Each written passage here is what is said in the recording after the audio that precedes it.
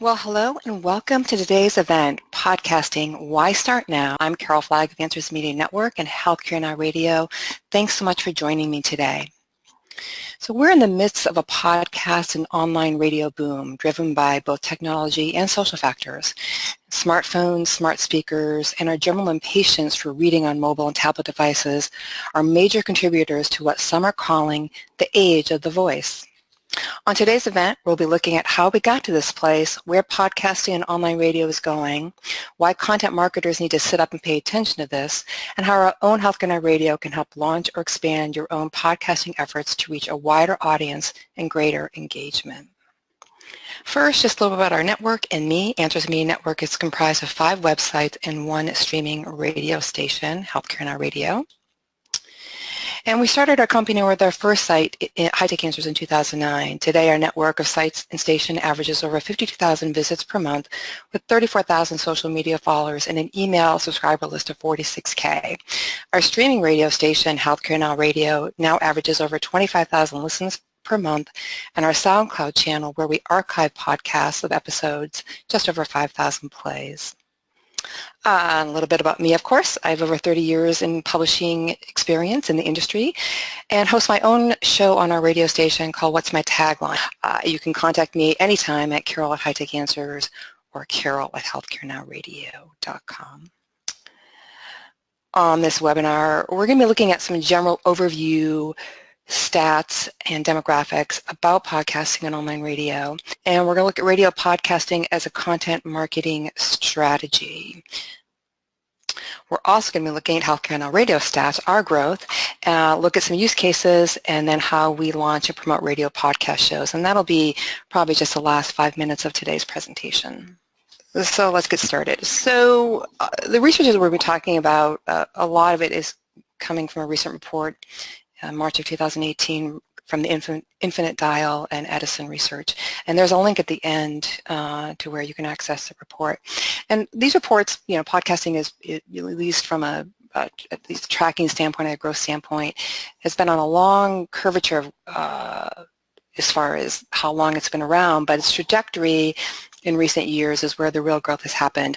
So, marketers and research companies are beginning to pay attention to this, and so the information I'm going to be sharing with you is as an audience overall to the U.S. I don't actually have specific numbers for, let's just say, the healthcare vertical or other verticals, but nobody else does either. So, but we're going to be looking at this from just an overall standpoint about who these listeners are, what they're about, and why podcasting and why now.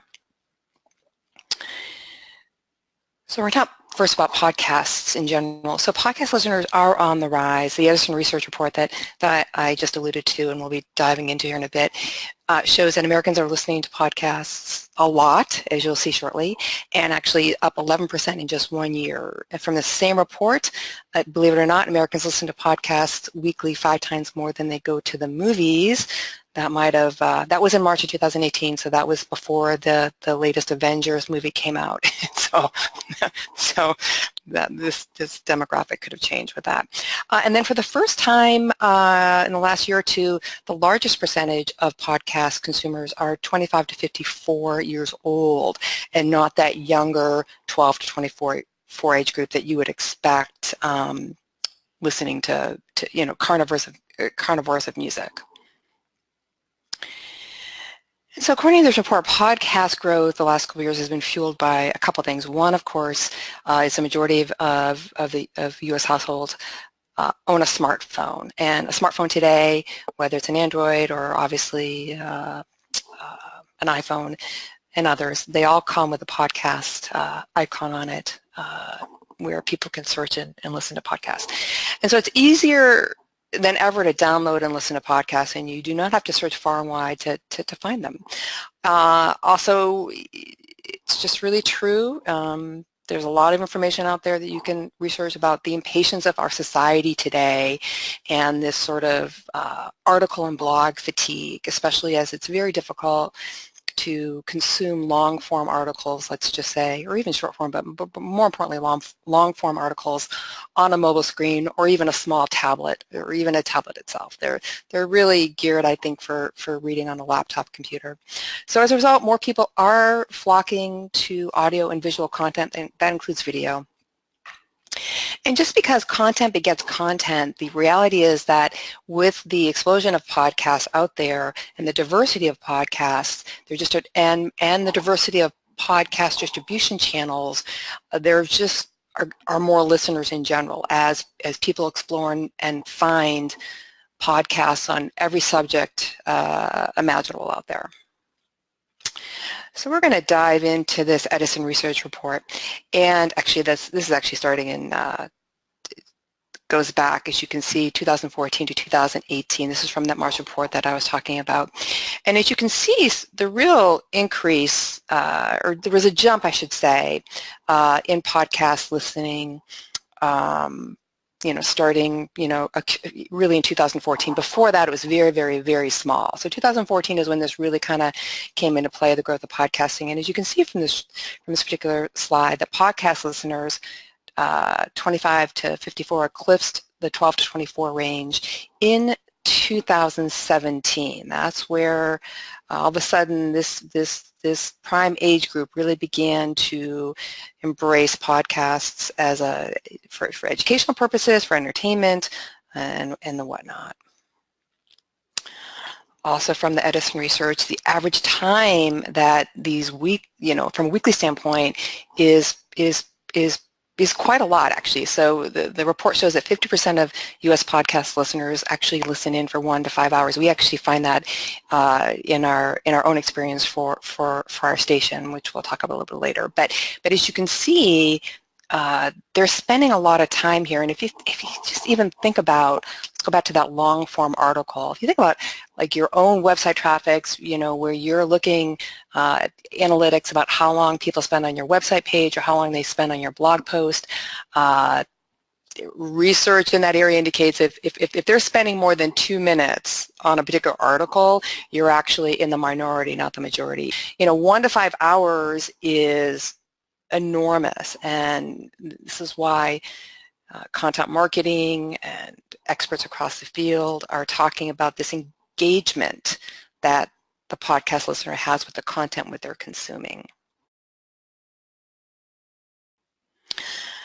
And getting back to the sort of like recent growth of podcast listeners. So you can see that this represents, from the same report, those last 5 years, 2014 to 2017. And you can see from this chart that 68% of the podcast listeners in the U.S. have been listening for less than 3 years.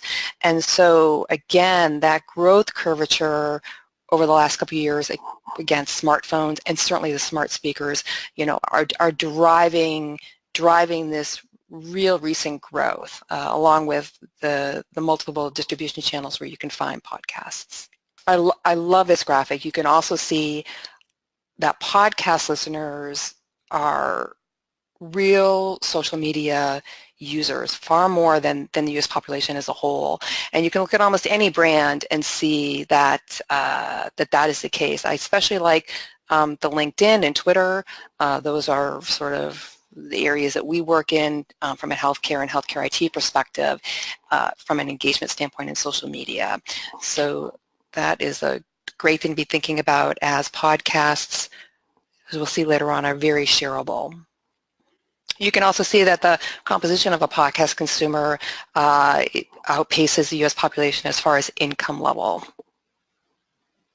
And from that same report, just a different graphic, you can kind of see that 44% of the U.S. population has listened to a podcast in the last year, and of that, 22% of that listening is done in the car. The car is a very powerful place for podcast listening, and a lot of that has to do with new cars, obviously, where people are, plugging in their phones into their cars to listen.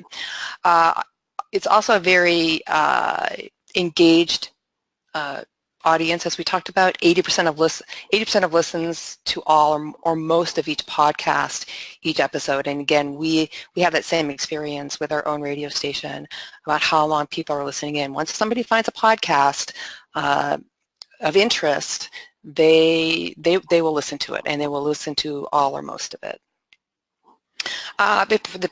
Probably no surprise. This is from a Nielsen Q1 report this year that podcasts on the smartphone has accelerated, as you can see, from 2014 and way up here to 2017. This is driving quite a bit of growth in podcasts, again, because all the new smartphones are tied to a podcast icon. And so this phenomenon has really driven the podcast trajectory over the last couple of years. And this is from Statista. You can also find this online, that they're the new advertising darling. Part of this, of course, is that the level of engagement is so deep and so long. Advertisers love that. And they've shown that there is this increasing purchase product or service connection between ads on podcasts for people that are listening to podcasts. So again, from Infinite Dial, which was tied to the Edison research, some of the other things to know about podcast listeners, on average, they subscribe to 6 shows or more. They listen to 7 different shows per week, up from 5 in 2017. We already talked about they listen to 80% or almost all of the episode. They listen more on smartphones, which that graphic highlighted, and that this is a recent phenomenon that the podcast listeners, the majority, have been listening for less than 3 years. We also showed that podcast listeners are much more active on social media versus the entire population. They are more likely to follow companies and brands on social media.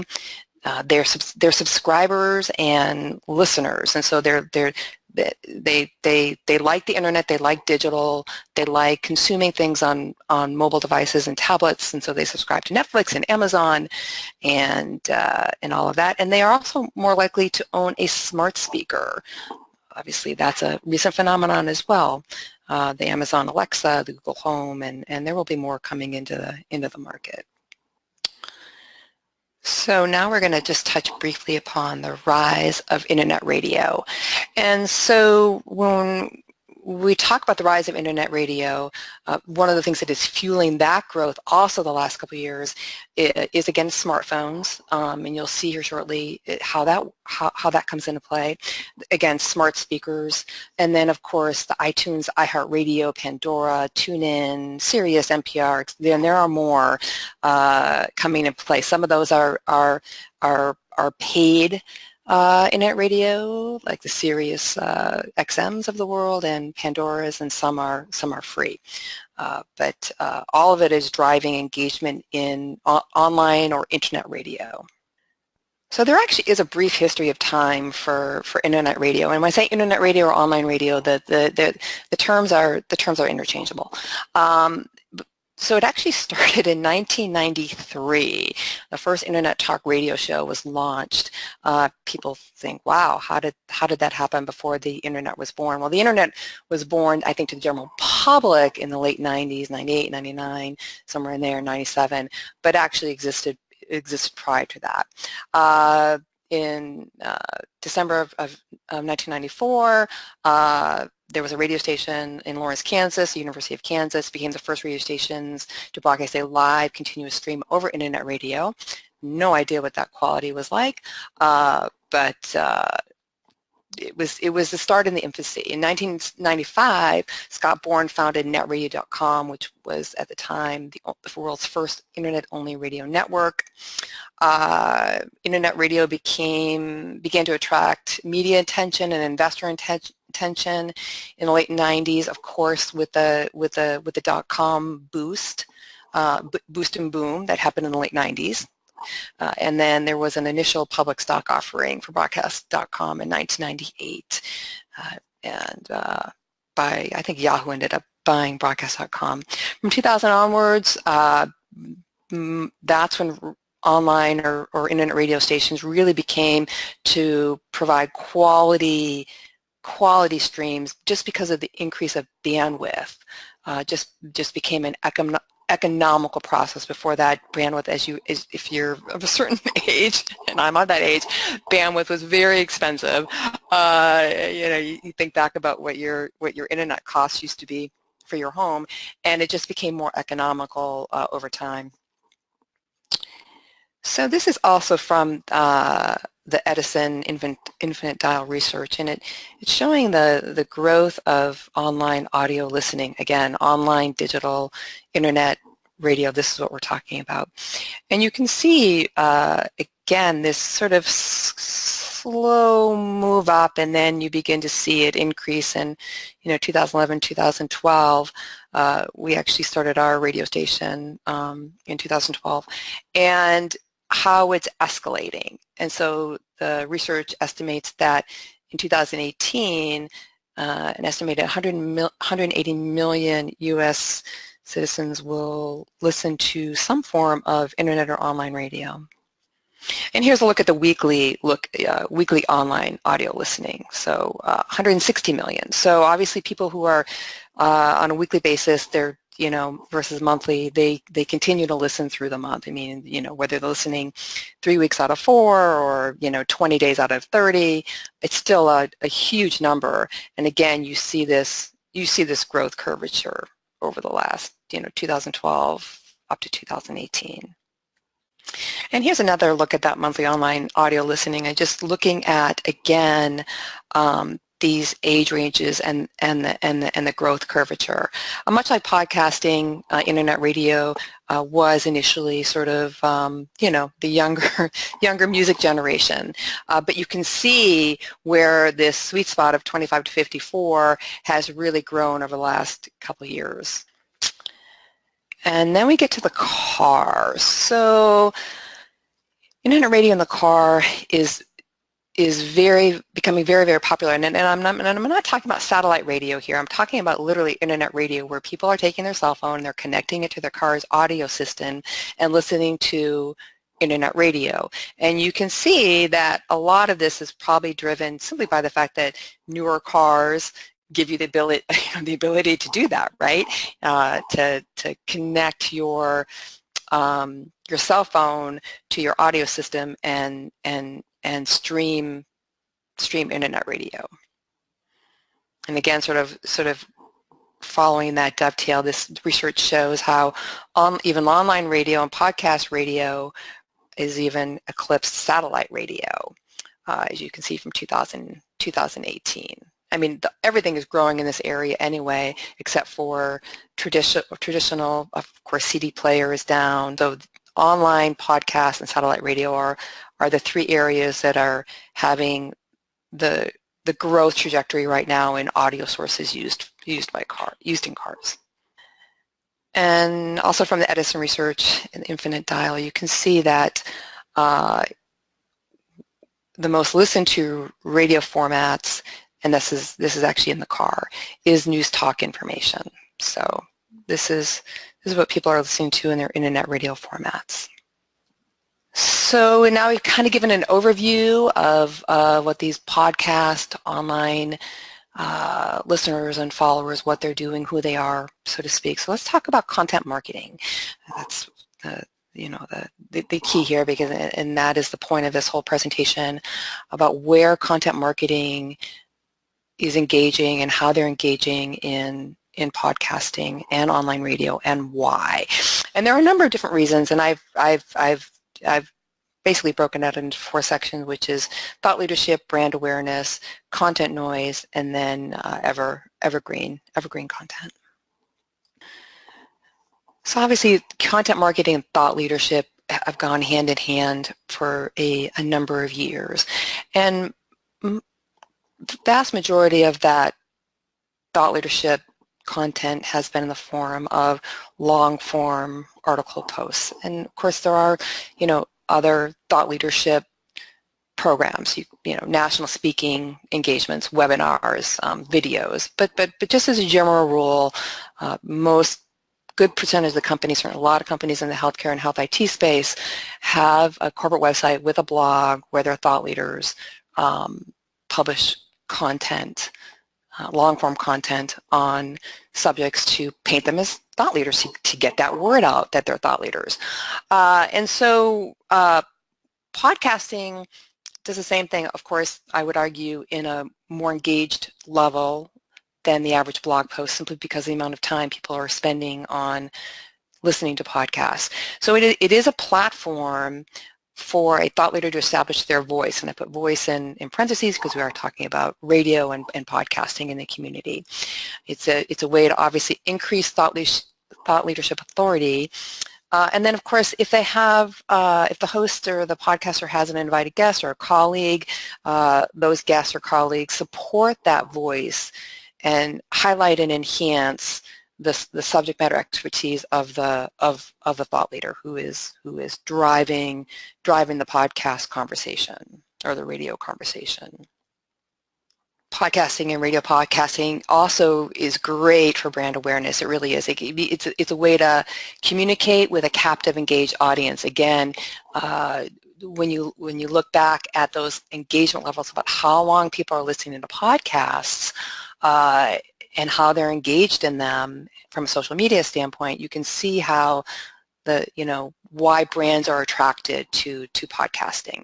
And podcasting and radio podcasting, it's not a one and done kind of situation. Anybody who gets into doing their own podcast show and online radio show, it's regular content. It's regular frequency. That's part of building that thought leadership and brand awareness. So it's not a one and done situation. It is a regular ongoing content process. It is a great way to increase brand awareness through community channels and, of course, through distribution channels where podcast and online radio is accessible. We'll talk about those in a little bit, and also through social media. It's also great engagement for current and potential customers. They will find out things that they didn't know about you, your company, or your thought leaders. Obviously, an invited guest on a podcast program, a radio program, they can target their audience and tell them that they're going to be a guest on your show and what you're going to be talking about. It just brings more value to that conversation. And again, podcasts like video are very easily shareable across media platforms. And podcasting is really a great way to break through this content noise. And this is a big conversation that's happening right now in content marketing. And when I read this stat on Inbox Insights that there are 2 million blog posts published every single day, I was actually I was astounded. I mean, I knew there were a lot of blog articles out there, even in our own health IT and healthcare space. Long-form articles published by thought leaders is been a mainstay of content marketing for a number of years. But 2 million blog posts every single day, it's a huge number.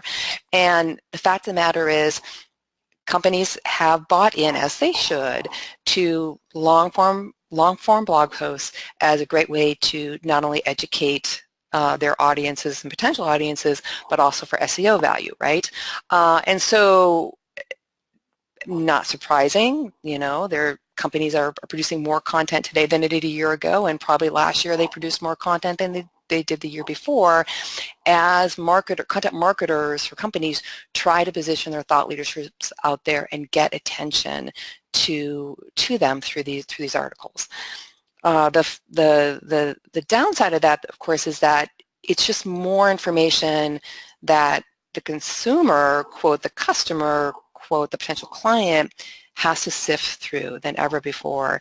And there is information out there, not just Inbox Insights, but other research that says that creating blog content, it's not enough, right? It's just not enough.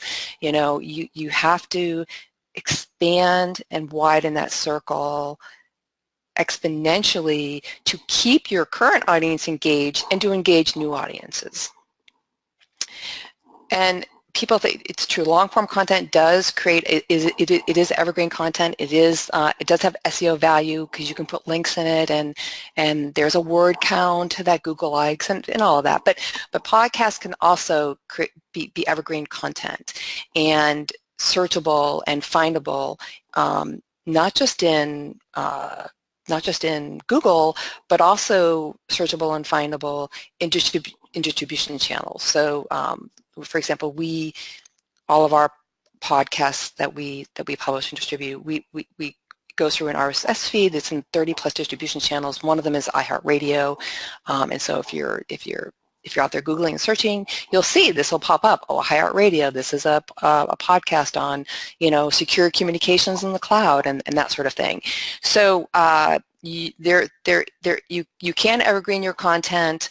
You can keep it evergreen through distribution channels like SoundCloud, iTunes, Google Play, TuneIn, etc. as podcasts.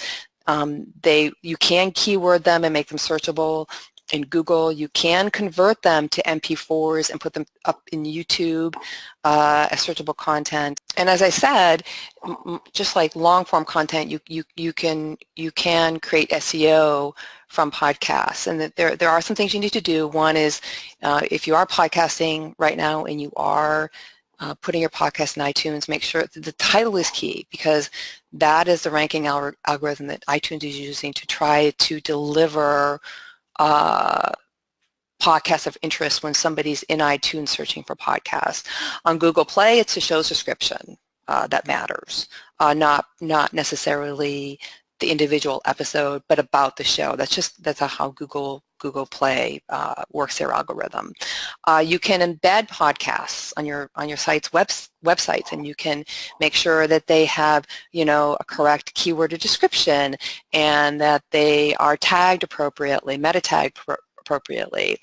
You can get an audio transcript of your podcast and create a long form podcast beneath it to embed beneath the embedded podcast, so that you do create that word-enriched, article-enriched content for Google. Obviously, like I said, YouTube is a place you can convert to these MP format. YouTube is the second largest search engine.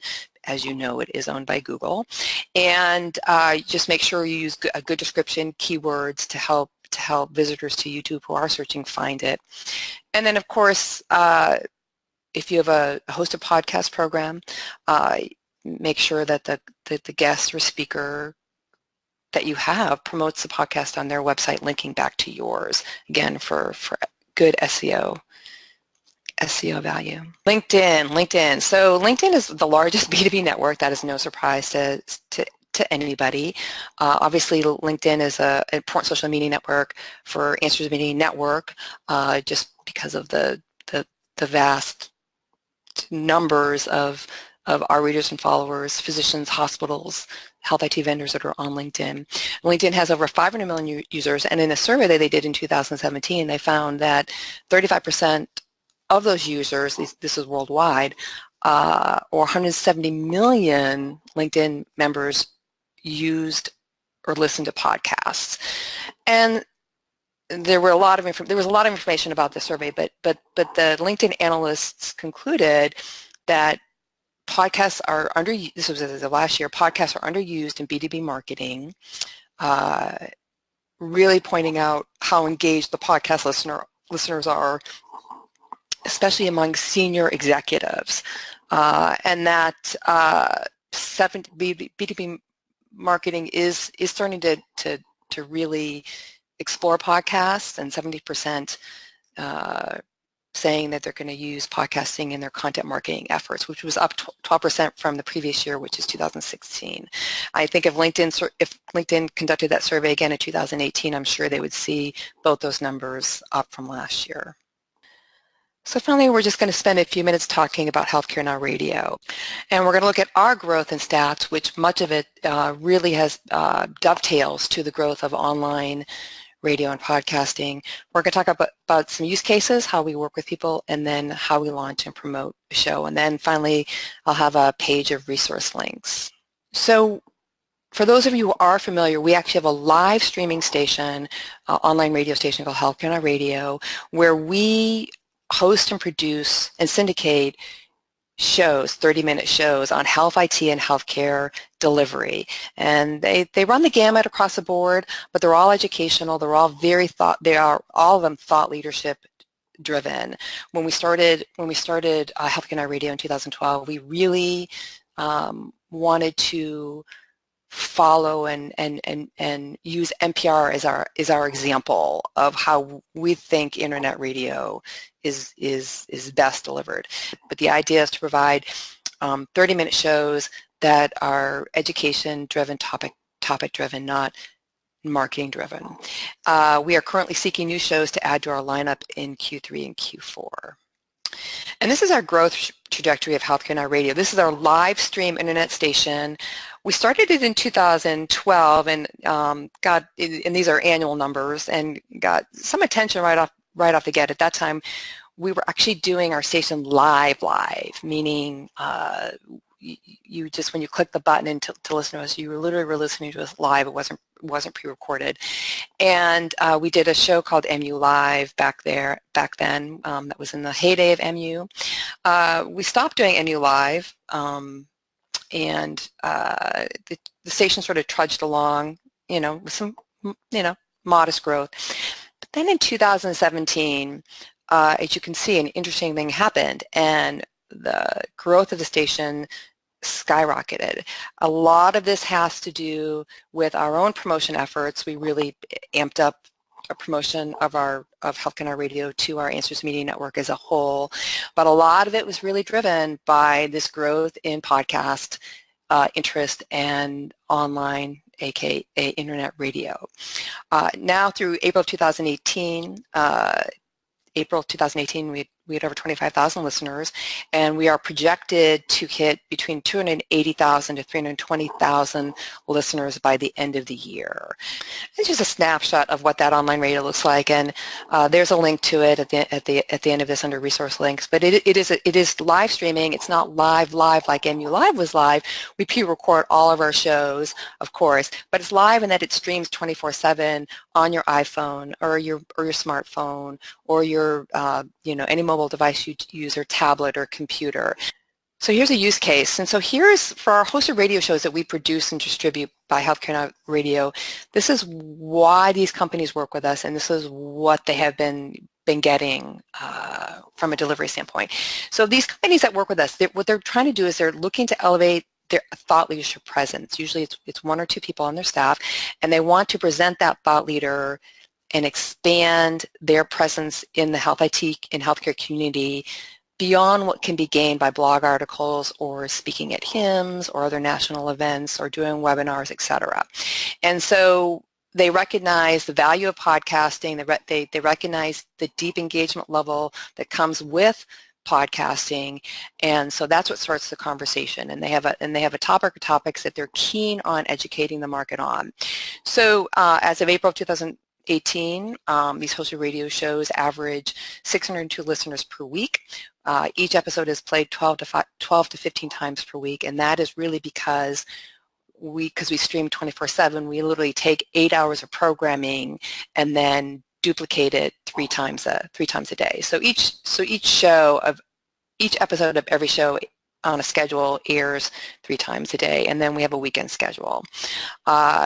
Following the NPR model, once a current show has run its air schedule on our live streaming station, we then archive it as a podcast. If you're familiar with npr.org, you can listen to the current episode of any show that you like on their live stream, and then once that's done airing, it becomes available as a podcast. We follow the same method, and archive our podcasts on SoundCloud channel. We have a HealthcareNOW Radio SoundCloud channel.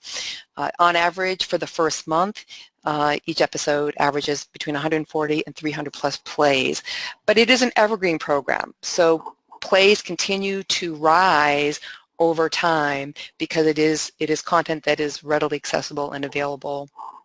And then, of course, we market and promote all of our shows and episodes to our Answers Media Network and HealthcareNOW Radio followers and email subscribers. We also syndicate content. We don't syndicate shows on our live streaming radio that are like 15 minutes long or 20 minutes long, because that doesn't fit in with our format. We want 26 to 28 minutes, using the 2 to 3 minutes every half hour to do promotional spots and educational segments. But for those companies that are already producing podcast series and they're looking to expand their audience and reach, we do have a syndication process and opportunity that will get these podcasts in our SoundCloud channel and feed, which goes out to 30 distribution platforms for each episode, and of course runs on our HealthcareNOW Radio live streaming station. And we of course market and follow those episodes as well. We also syndicate for those companies that are already producing podcasts but don't fit into that 25, 26, 27, 28 minute podcast length. We can still syndicate podcasts on our SoundCloud channel, again, which includes in our distribution channels. We're in 30 different platforms, and we also market and promote. When we launch and promote a hosted radio show, a lot of that goes into that process, and a lot of heavy lifting. It starts with concept and design, working with the client vendor, the vendor client, on concept and design. We design the album covers for our shows because we have, I think, a pretty good understanding at this point of what that album cover should look like. We work with scripting. We do the editing and value production to get it ready for live streaming on our radio station. We of course schedule and air it on our radio station, make it available on demand after it runs its air schedule, and of course market and promote. And finally, as you may remember the earlier slide about advertising, we are going to be starting some NPR.org style advertising. If you listen to NPR, you know that they're very educational. They're not like traditional radio commercials, and so we are looking for 30-second to 1-minute education, what we call educational moments, as far as advertising on HealthcareNOW Radio for companies who, maybe not ready to explore doing a hosted radio show with us, but would like to have a presence on our live streaming radio station. So we're going to wrap up here. We've got some resource links where you can stream our station, our companion site, HealthcareNOW Radio, our SoundCloud channel. You can check out our various programs that we're running right now on HealthcareNOW Radio, how to listen in, our Twitter handle, and then I've included the link to that Edison research that was so prominent in this presentation. And we can work with you. If your company is thinking about podcasting, or you have an interest in hosting a radio show, if you're currently podcasting and want to look at syndication, please reach out to me, and let's have a dialogue. You can contact me at carol@healthcarenowradio.com or carol@hightechanswers.com, on Twitter and on LinkedIn. I appreciate your time today, and whether you work with us or not, I hope that you will seriously consider podcasting as your next content marketing strategy.